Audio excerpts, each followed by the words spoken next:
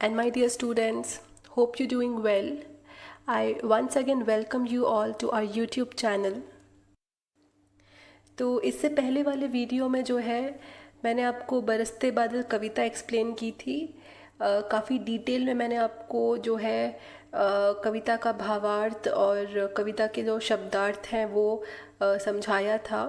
तो अगर आपको हमारा वीडियो जो है पसंद आता है तो हमारे वीडियो को आप लाइक कीजिए, शेयर कीजिए और सब्सक्राइब करना ना भूलें।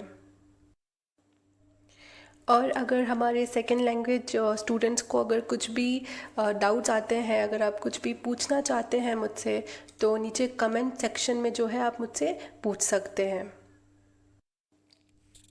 तो आगे बढ़ते हैं ईदगाह कहानी की ओर, जिसे लिखा है मुंशी प्रेमचंद जी ने। ईदगाह, तो बताइए ईदगाह का अर्थ क्या होता है? ईदगाह का मतलब होता है ईद के दिन नमाज पढ़ने की जगह, या फिर वह स्थान जहाँ ईद के मौके पर जो है लोग जमा होते हैं और जमा होकर जो है नमाज अदा करते हैं। या फिर आप ऐसे भी कह सकते हैं कि वह विशेष स्थान जहाँ ईद के दिन मुसलमान एकत्र होकर नमाज पढ़ते हैं।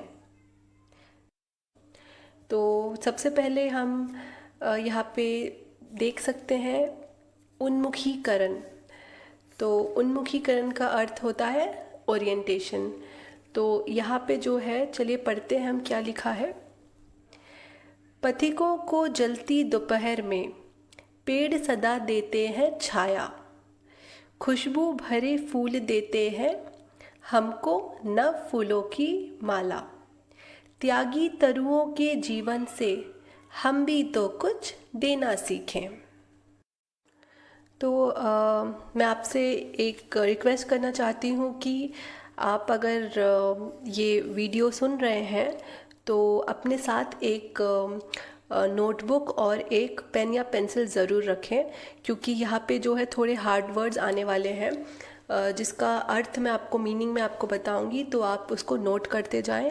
और जितने भी हार्ड वर्ड्स जो हैं जो आपको जिसमें आप मिस्टेक्स कर सकते हैं, गलतियां कर सकते हैं, वैसे वाले जो वर्ड्स हैं आप कई बार लिख के प्रैक्टिस करते जाएं। तो इससे क्या है, आपको जो है मिस्टेक करने के चांसेस कम हो जाएंगे। तो चलिए देखिए, पथिकों को जलती दोपहर, या फिर पथिकों का अर्थ क्या होता है? पथिकों यानी यात्रियों, जो पथ पर वह जो पथ पर चल रहा हो उसे पथिक कहते हैं।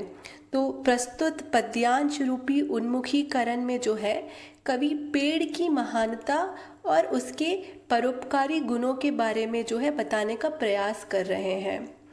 पेड़ की जो महानता होती है कि पेड़ कितना महान है, और उसके परोपकारी यानी सेल्फलेस, यानी दूसरों की भलाई के बारे में सोचने वाला, जो खुद के बारे में नहीं पहले दूसरों के बारे में सोचता है, उसे परोपकारी कहते हैं। तो परोपकारी गुणों के बारे में जो है बताने का कवि प्रयास कर रहे हैं यहाँ पे।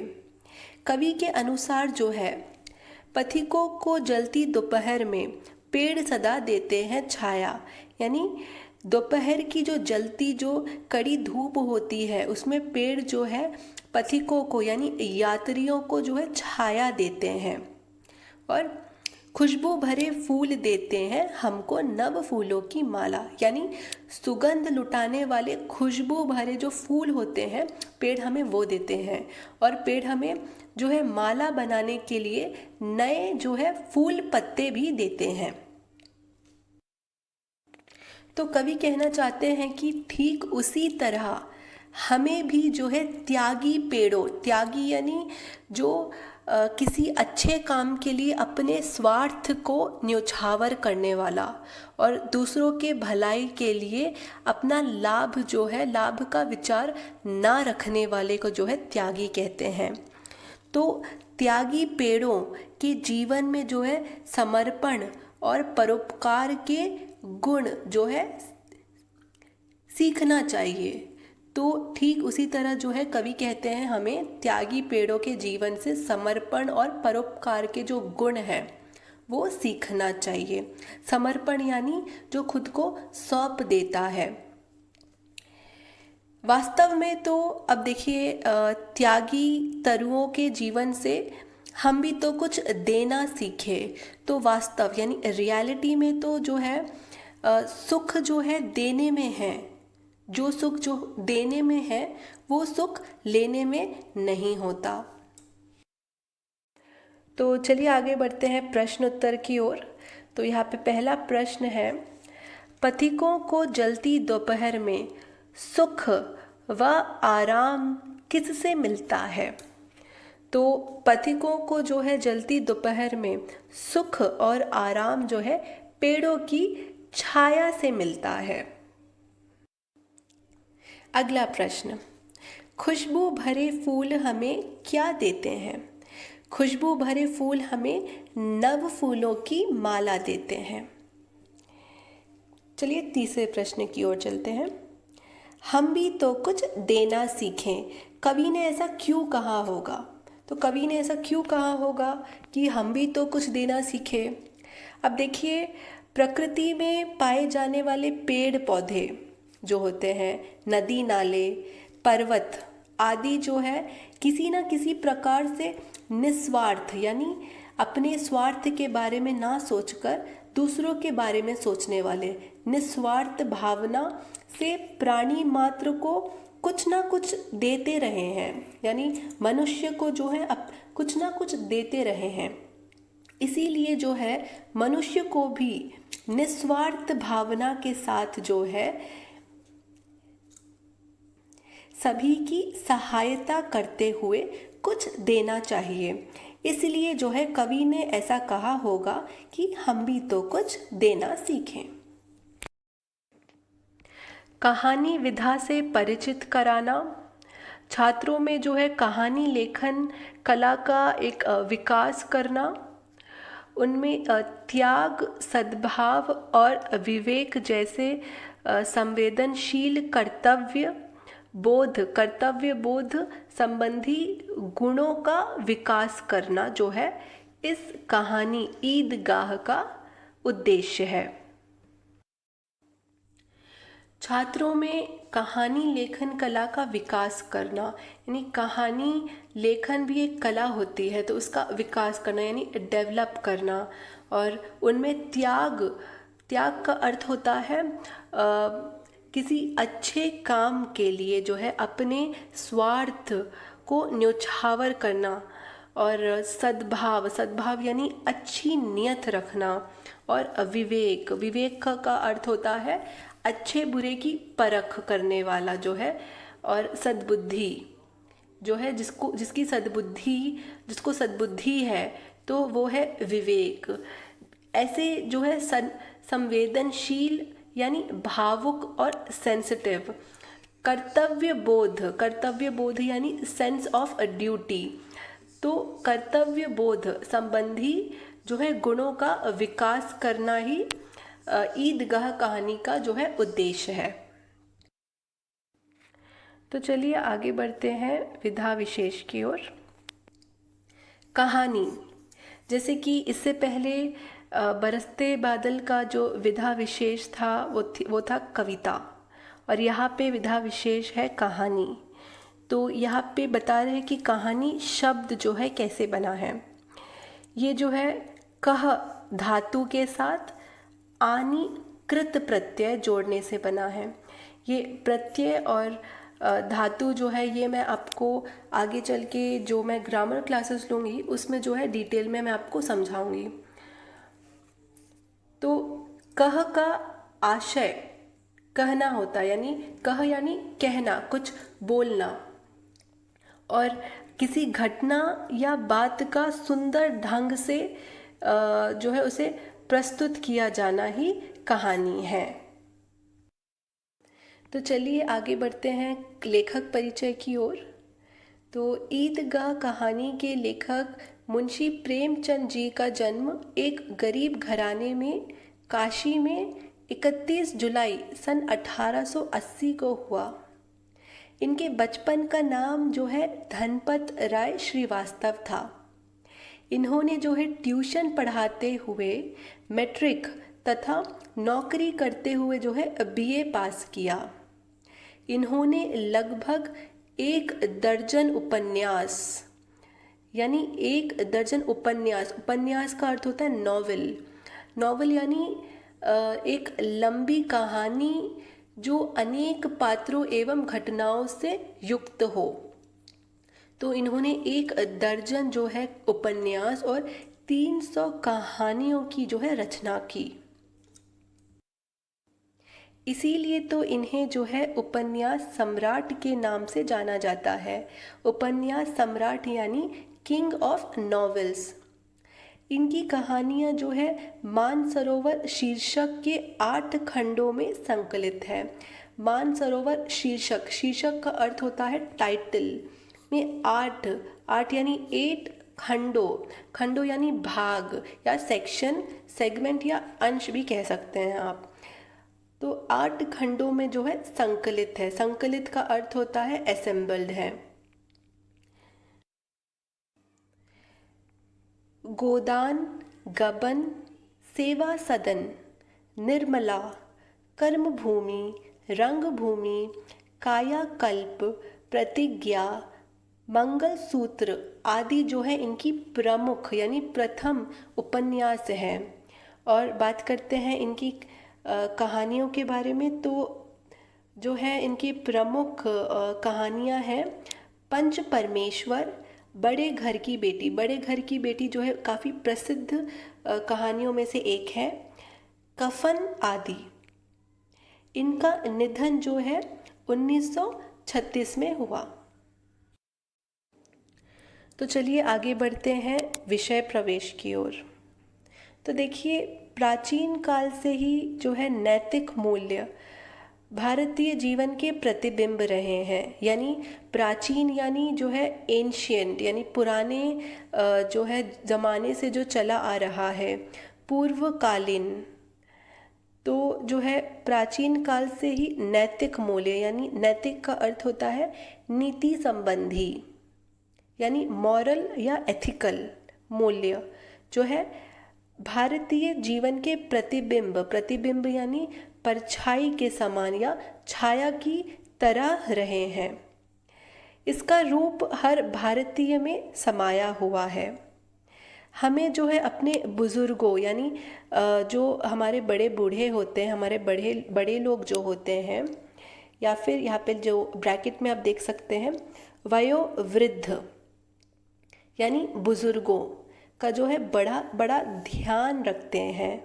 तो हम जो है हम जो भारतीय हैं, हम हमारे बड़े बुज़ुर्गों का जो है काफ़ी ध्यान रखते हैं, जैसे इस कहानी में दर्शाया गया है। तो चलिए अब आगे बढ़ते हैं ईदगाह कहानी की ओर। तो सबसे पहले कहानी की शुरुआत करने से पहले मैं आपको बताना चाहती हूँ कि बाल मनोविज्ञान पर आधारित ये ईदगाह जो है प्रेमचंद जी की उत्कृष्ट, यानी बहुत ही सर्वश्रेष्ठ और काफ़ी उत्तम जो है रचना रही है। बाल मनोविज्ञान का अर्थ होता है चाइल्ड साइकोलॉजी। तो ये ईदगाह जो है चाइल्ड साइकोलॉजी पर आधारित है। इसमें मानवीय संवेदना और जीवनगत मूल्यों के तथ्यों को जोड़ा गया है। मानवीय संवेदना का अर्थ होता है ह्यूमन कंपैशन, एंड जीवनगत मूल्यों का मतलब होता है ह्यूमन कंट्रीब्यूशन। तो इन 2 तथ्यों पर जो है ये इसे जोड़ा गया है, इन 2 तथ्यों को जोड़ा गया है। प्राचीन काल से ही जो नैतिक मूल्य भारतीय जीवन के प्रतिबिंब रहे हैं। नैतिक मूल्य यानी जो नीति संबंधी, जो मॉरल या एथिकल जो मूल्य है, वो भारतीय जीवन के प्रतिबिंब रहे हैं। प्रतिबिंब का मतलब होता है परछाई के समान या छाया की तरह रहे हैं। ईदगाह कहानी जो है मुसलमानों के पवित्र त्योहार ईद पर भी जो है आधारित है।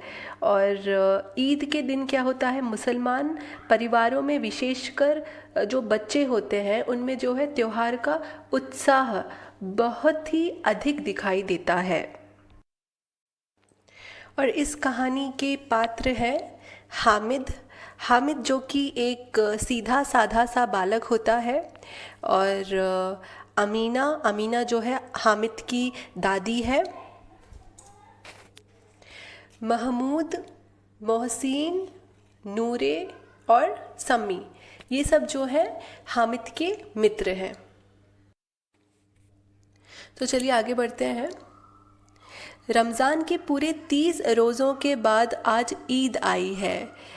तो जो ईद है, ईद यानी मुसलमानों का जो त्यौहार है, वो पूरे 30 रोज़ों के बाद आता है। तो यहाँ पे कहा गया है कि रमज़ान के पूरे 30 रोज़ों के बाद आज ईद आई है। कितना मनोहर, मनोहर का अर्थ होता है मन भावन यानी ब्यूटीफुल। कितना मनोहर, कितना सुहावना प्रभात। सुहावना यानी आकर्षणीय यानी अट्रैक्टिव प्रभात, प्रभात यानी प्रातः काल। तो यहाँ पे बताया गया है कि कितना मनोहर, कितना सुहावना प्रभात है। वृक्षों पर कुछ अजीब सी हरियाली है। खेतों में कुछ अजीब रौनक। खेतों यानी खेत, खेत का मतलब होता है खलिहान यानी फील्ड, फील्ड। और खेत में जो है कुछ अजीब रौनक है। आसमान में, आसमान पर कुछ अजीब लालिमा है। लालिमा यानी अरुणिमा यानी रेडनेस है। आज का सूर्य देखो कितना प्यारा, कितना शीतल, शीतल यानी ठंड देने वाला, ठंडक देने वाला, एक प्लेजेंट। और मानो संसार को ईद की बधाई दे रहा है और ईद गाह जाने की तैयारियां हो रही हैं। तो इस प्रकार से जो है ईद के दिन का या त्योहार के दिन का जो है चित्रण किया गया है। लड़के सबसे ज़्यादा प्रसन्न हैं। यहाँ पे जो लड़के हैं सबसे ज़्यादा प्रसन्न हैं क्योंकि वे जो है ईदगाह जाने की तैयारी कर रहे हैं, इसीलिए वे सबसे ज़्यादा प्रसन्न हैं। बार बार जेब से खजाना निकालते गिनते हैं। खजाना यानी जो उनके पास जो भी रुपए, जो भी पैसे हैं वो निकाल कर जो है गिनते हैं। महमूद गिनता है। महमूद जो है हामिद का मित्र है। तो महमूद गिनता है 1, 2, 10, 12। उसके पास जो है 12 पैसे हैं। मोहसिन जो है उसके पास 15 पैसे हैं। इनसे अनगिनत चीज़ें लेंगे। तो ये दोनों जो है बातें करते हैं। वे कहते हैं कि मेरे पास देखो इतने पैसे हैं और हम इन पैसों से जो है अनगिनत चीज़ें लेंगे, जैसे खिलौने लेंगे, मिठाइयाँ, बिगुल लेंगे। और यहाँ पे बिगुल का अर्थ होता है जैसे भीड़ या सैनिकों आदि को एकत्र करने के लिए बजाया जाने वाला एक बाजा होता है, उसे कहते हैं बिगुल। और बिगुल, गेंद और ना जाने क्या क्या। और सबसे ज़्यादा जो है प्रसन्न है हामिद। वह जो है एक, यहाँ पे आप देखिए हामिद के बारे में बताया गया है। हामिद जो है बहुत ही भोली सूरत का एक 4-5 साल का एक दुबला पतला सा लड़का था। उसका पिता जो है गत वर्ष जो है हैज की भेंट हो गया और माँ ना जाने क्यों पीली पड़ती गई और एक दिन वह भी परलोक सिधार गई। परलोक सिधारना यानी जो है यानी दूसरे दुनिया में चले जाना, दूसरे लोक में यानी मर जाना। और किसी को पता ना चला कि आखिर अचानक जो है यह क्या हुआ। अब हामिद अपनी दादी अमीना की गोद में सोता है, क्योंकि अब उसके ना माता है ना पिता है। तो हामिद जो है अपनी दादी अम्मा के साथ रहता है। उनकी दादी का नाम है अमीना। तो दादी अमीना की गोद में जो है सोता है। दादी अम्मा हामिद से कहती है कि उसके अब्बा जान जो है रुपए कमाने गए हैं। अब क्योंकि वो नन्हा सा बालक है और उसका दिल रखने के लिए जो है दादी अम्मा कहती है कि उसके अब्बा जान यानी उसके जो पिता हैं वो रुपए कमाने गए हैं। और अम्मी जान यानी उसकी माँ जो है अल्लाह मियाँ के घर से उसके लिए बहुत सी अच्छी चीज़ें जो है लाने गई हैं। आशा तो बड़ी चीज़ है। हाँ, ये तो सही बात है, क्योंकि हामिद के पाँव में जो है जूते नहीं, सिर पर एक पुरानी टोपी है जिसका जो है गोटा काला पड़ गया है, फिर भी वह प्रसन्न है। चलिए आगे बढ़ते हैं। अभागिन आमीना, अभागिन यानी बदकिस्मत, अनफॉर्चुनेट। अभागिन आमीना अपनी कोठरी में बैठी रो रही है। आज ईद का दिन है और उसके घर में दाना तक नहीं है। आज ईद का दिन है लेकिन उनके पास जो है खाने के लिए बिल्कुल कुछ भी नहीं है। लेकिन हामिद, हामिद जो है उसके अंदर प्रकाश है, प्रकाश यानी एक रोशनी है, एक आशा की किरण है। बाहर आशा की किरण। हामिद जो है भीतर जाकर दादी से कहता है, तुम डरना नहीं अम्मा, मैं सबसे पहले आ जाऊंगा और बिल्कुल ना डरना।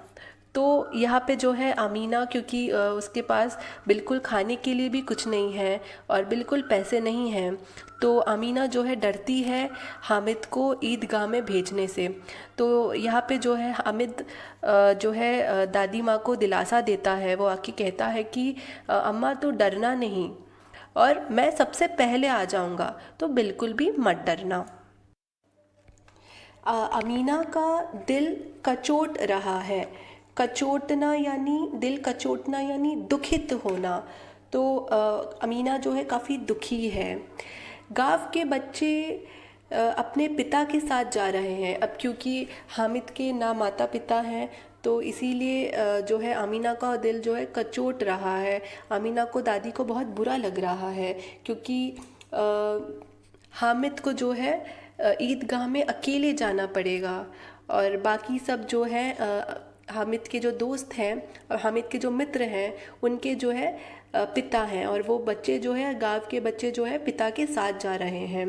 हामिद का जो है आमीना के सिवा और कौन है, कोई भी नहीं है। तो भीड़ में बच्चा कहीं खो ना जाए। अगर बच्चा कहीं खो गया तो क्या होगा? 3 कोस चलेगा कैसे? अब यहाँ पे जो है दादी का जो प्यार है अपने हामिद के प्रति, तो इसीलिए उनको लग रहा है कि भीड़ में, जब ईदगाह में इतने सारे हज़ार करोड़ लोग रहेंगे, सैकड़ों लोग रहेंगे, तो वहाँ पे भीड़ में जो है नन्हा बालक, क्योंकि यहाँ पे जैसे बताया गया है हामिद बहुत ही दुबला पतला सा नन्हा सा बालक है, और अगर वो कहीं भीड़ में खो गया तो, और 3 कोस जो है इतना ज़्यादा वो चलेगा कैसे? पैरों में छाले पड़ जाएंगे, जूते भी तो नहीं हैं। वह थोड़ी दूर चलकर जो है उसे गोदी ले लेगी। तो यहाँ पे जो है दादी अम्मा कहती है कि थोड़ी दूर चल के वो जो है हामिद को गोदी ले लेगी, लेकिन यहाँ सेवैया कौन पकाएगा? तो दादी अम्मा जो है यहाँ पे हम इस बात से कह सकते हैं कि दादी का भी मन कर रहा है कि वो जो है अपने हामिद के साथ ईदगाह में जाए, लेकिन फिर अगर वो ईदगाह जाएंगी तो घर में जो है सिवैयाँ कौन बनाएगा? तो वे कहती हैं कि पैसे अगर होते तो लौटते लौटते जो है सारी सामग्री जो है सामग्री यानी जो भी ग्रॉसरी है, जो भी सामान चाहिए उनको पकवान बनाने के लिए, वो जल्दी जल्दी जो है जमा करके झटपट बना लेती। यहाँ तो चीज़ें जमा करते करते घंटों लगेंगे। तो इसीलिए जो है दादी अम्मा जो है हामिद के साथ नहीं आ सकती। चलिए आगे बढ़ते हैं। गांव से मेला चला और बच्चों के साथ हामिद जा रहा था। तो अब हामिद जो है अपने मित्रों के साथ ईदगाह के लिए निकल पड़ा। शहर का दामन आ गया, तो मतलब यहाँ पे शहर जो है वो ऑलमोस्ट पहुँच गया। सड़क के दोनों ओर हामिद जो है देखता है कि अमीरों के बगीचे हैं, बड़ी बड़ी इमारतें, अदालत, कॉलेज, क्लब, घर आदि जो है दिखाई देने लगे। तो अब जैसे जैसे शहर पहुंच रहा है, हामिद तो शहर का जो है दृश्य जो बता रहा है। वहाँ पे जो है सड़क के दोनों ओर से जो है अमीरों के बगीचे दिख रहे हैं, बड़ी बड़ी इमारतें, अदालत, कॉलेज, क्लब, घर आदि जो है दिखाई देने लगे। ईदगाह जाने वालों की टोलियां नज़र आने लगीं। एक से एक जो है भड़कीले वस्त्र, यानी एक से एक जो है लोग जो है वस्त्र, कपड़े जो है पहने हुए थे। और सहसा ईदगाह नज़र आई और उसी के पास जो है ईद का मेला। नमाज पूरी होते ही सब बच्चे मिठाई और खिलौने की दुकान पर धावा बोल देते हैं। मतलब जैसे ही ईद ख़त्म होती है, वैसे ही जो है बच्चे ईदगाह की ओर तुरंत भागते हैं ताकि वो जल्दी से जो है मिठाई और खिलौने खरीद सकें।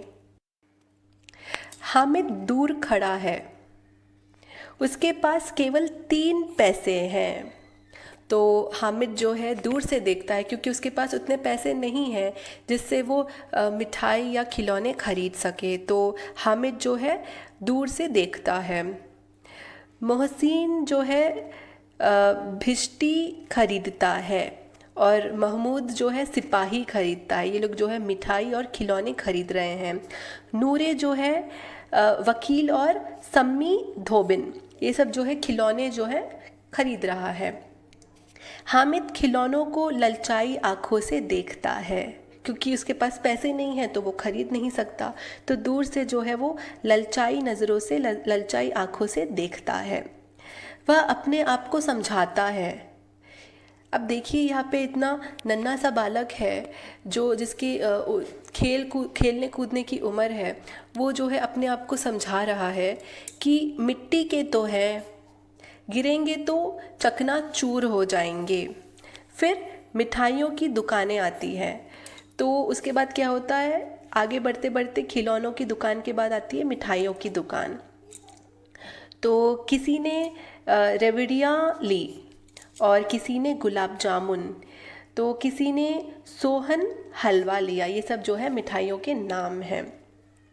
मोहसिन कहता है, हामिद रेवड़ी ले ले, कितनी खुशबूदार है।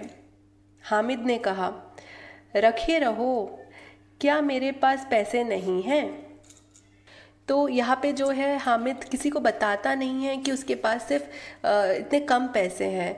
तो वो कहता है कि चलो रखे रहो तुम, क्या मेरे पास पैसे नहीं हैं, क्या तुम समझते हो मेरे पास पैसे नहीं हैं। तो फिर उसके बाद जो है सम्मी बोला कि 3 ही पैसे तो हैं, 3 पैसे में क्या क्या लोगे। तो हामिद जो है मौन रह गया, यानी एकदम चुप हो गया, शांत रह गया। तो उसके बाद जो है मिठाइयों के बाद जो है लोहे की चीज़ों की दुकान आती है। कई चिमटे रखे हुए थे। हामिद को ख्याल आता है, दादी के पास चिमटा नहीं है। तवे से जब रोटियां उतारती है तो हाथ जल जाते हैं। अगर चिमटा ले जाकर दादी को दे दूंगा तो जो है वह कितनी प्रसन्न होंगी। फिर जो है वो उनकी उंगलियां जो है कभी नहीं जलेंगी। दादी अम्मा चिमटा देखते ही दौड़कर मेरे हाथ से ले लेंगी और कहेंगी, मेरा बच्चा अम्मा के लिए चिमटा लाया है। हज़ारों दुआएं देंगी और फिर पड़ोस की औरतों को भी दिखाएंगी। सारे गांव में जो है चर्चा होने लगेगी कि हामिद ने चिमटा लाया है। कितना अच्छा लड़का है। बड़ों की दुआएं सीधे जो है अल्लाह के दरबार में पहुंचती हैं और तुरंत सुनी जाती है। हामिद ने दुकानदार से पूछा। तो यहाँ पे जो है हामिद जो है जैसे ही देखता है चिमटा तो वो सोचता है कि चलो जाके मैं ये जो है दादी के लिए चिमटा ले लूँगा, ताकि जब वो जो है तवे पे से, तवा यानी रोटी सेकने का जो पात्र है यानी पैन जो है, उस पे से जब रोटियां निकालती हैं, रोटियां उतारती हैं, तब जो है उनकी उंगलियां जल जाती हैं। तो अगर मैं ये चिमटा ले लूँगा तो उनकी उंगलियां नहीं जलेंगी। और जो है अम्मा जो है बहुत ही ज़्यादा खुश हो जाएंगी और जो है मुझे दौड़कर मेरे हाथ से ले लेंगी और कहेंगी, मेरा बच्चा अम्मा के लिए चिमटा लाया है, और उसे जो है हज़ारों दुआएं जो है देंगी। फिर जो है पड़ोस की औरतें जो है उनको दिखाएंगी और सारे गांव में जो है चर्चा होने लगेगी कि हामिद ने जो है चिमटा लाया है, कितना अच्छा बच्चा है, और जो है उसे खूब सारी जो है दुआएं मिलेंगी। तो यह सोचकर जो है हामिद जाकर दुकानदार के पास पूछता है, यह चिमटा कितने का है? 6 पैसे कीमत। सुनकर जो है हामिद का दिल बैठ गया। जब उसने पूछा कि ये चिमटा कितने का है, तो दुकानदार कहता है कि ये जो है 6 पैसे का है, क्योंकि हामिद के पास तो सिर्फ 3 पैसे थे, तो और 3 पैसे वो कहाँ से लाएगा। तो इसीलिए जो है उसका दिल बैठ गया। हामिद ने कलेजा मजबूत किया और मजबूत करके उसने कहा, 3 पैसे लोगे? दुकानदार ने बुलाकर चिमटा दे दिया, और दुकानदार ने 3 पैसा सुन के बुलाकर जो है तुरंत चिमटा हामिद को दे दिया। हामिद ने उसे इस तरह कंधे पर रखा मानो बंदूक हो, और शान से जो है अकड़ता हुआ जो है संगी यानी अपने दोस्तों के पास आया। दोस्तों ने जो है मजाक किया, यह चिमटा क्यों लाया पगले, इसे क्या करोगे? फिर जो है घर आने पर अमीना हामिद की आवाज़ सुनते ही दौड़ी और उसे गोद में उठाकर प्यार करने लगी। तो जैसे ही अमीना ने सुना कि हामिद आ गया है, वह जो है तुरंत जाके उसको उठाकर प्यार करने लगी। लेकिन जब सहसा हाथ में चिमटा देखकर वह चौंक गई। जैसे ही दादी अम्मा ने हामिद के हाथ में जो है चिमटा देखा, वह देखकर वो चौंक गई और उन्होंने कहा, यह चिमटा कहाँ से लाया? तो हामिद कहता है, मैंने मोल लिया है अम्मा। दादी अम्मा पूछती है, कितने पैसे में? तो वो कहता है, 3 पैसे दिए। अब जो है अमीना ने अपने माथे पर हाथ रखा। वह अफसोस करती हुई जो है भरती हुई बोली, यह कैसा बेसमझ लड़का है। बेसमझ यानी जिसमें समझ कम हो। बेसमझ लड़का है कि दोपहर हुई, कुछ खाया ना पिया, लाया क्या? चिमटा। सारे मेले में तुझे और कोई चीज़ ना मिली जो यह लोहे का चिमटा उठा लाया। तो इससे जो है आप समझ सकते हैं कि दादी अम्मा को जो है बहुत ही बुरा लगा, क्योंकि उन्होंने वो ये सोच रही थी कि कैसा लड़का है ये, जो इतनी दोपहर हो गई है और शाम होने को आ रही है, लेकिन इसने कुछ खाया ना कुछ पिया है। इसके पास पैसे भी नहीं थे, बहुत ही कम पैसे थे। जितने पैसे थे उसने वो भी रुपए जो है चिमटा लेने में लगा दिया, और यह जो है कोई चीज़ इसे नहीं मिली जो यह लोहे का चिमटा उठा लाया। तो ये देख के जो है दादी अम्मा का बहुत ही उनको जो है बहुत बुरा लगने लगता है। उसके बाद क्या है, हामिद ने जो है अपराधी भाव से कहा कि तुम्हारी उंगलियां तवे से जल जाती थी, यह मुझसे देखा ना जाता था अम्मा, इसलिए मैं इसे लिया आया। तो हामिद जो है कहता है कि एकदम उसको भी बुरा लग जाता है कि मैं इतने प्यार से जो है दादी के लिए चिमटा लाया और दादी मुझ पे नाराज़ हो गई। तो यहाँ पे जो है अपराधी भाव से जो है एकदम जो है मुंह बनाकर कहता है कि तुम्हारी उंगलियां तवे से जल जाती थी, यह मुझसे देखा ना जाता था अम्मा, इसीलिए जो है मैं ये लेके आया। तो यह सुनकर और हामिद का जो है चेहरा देखकर अमीना का क्रोध जो है तुरंत स्नेह में बदल गया। तुरंत स्नेह यानी प्यार में बदल गया। यह मूक स्नेह था, मार्मिक प्रेम था। मार्मिक का अर्थ होता है दिल को छू जाने वाला प्रेम था, जो रस और स्वाद भरा था। बच्चे में, अब दादी यहाँ पे कह रही हैं कि बच्चे में जो है कितना त्याग है। त्याग का अर्थ होता है कि किसी भी अच्छे काम के लिए जो है अपना स्वार्थ जो है न्योछावर करना, अपने बारे में ना सोच के आगे वाले के बारे में सोचना, उसे कहते हैं त्याग करना। तो बच्चे में जो है कितना त्याग है, कितना सद्भाव है। सद्भाव यानी शुभ और अच्छा भाव, जिसमें छल कपट ना हो, और कितना विवेक, विवेक यानी बुद्धि ज्ञान से युक्त। तो दादी अम्मा कहती हैं कि बच्चे में कितना त्याग, कितना सद्भाव और कितना विवेक है। दूसरों को जो है खिलौने लेते और मिठाई खाते देखकर इसका मन कितना ललचाया होगा। अब दादी माँ जो है मनी मन सोचती हैं कि बच्चे का जो, क्योंकि है तो ये छोटा सा बालक ही, तो दूसरों को जो है खिलौना लेते हुए और मिठाई खाते देखकर जो है इसका मन कितना जो है ललचाया होगा। वहाँ भी मतलब वो सोचती हैं कि वहाँ पे भी, ऐसे जगह पे भी जहाँ पे खिलौने हैं, मिठाइयाँ हैं, वहाँ पे भी ये बालक जो है अपनी बुढ़िया दादी की याद इसे जो है बनी रही। वहाँ पे भी ये जो है अपनी दादी को ही याद कर रहा था। आमीना का मन गदगद हो गया, यानी पुलकित हो गया, यानी खुश हो गई दादी अम्मा यह सोचकर। आंचल फैलाकर हामिद को दुआएं देती जाती, आंसुओं की बड़ी बड़ी बूंदें गिरती जाती थी। हामिद इसका रहस्य क्या समझाता। तो यहाँ पे जो है हमारी कहानी समाप्त होती है।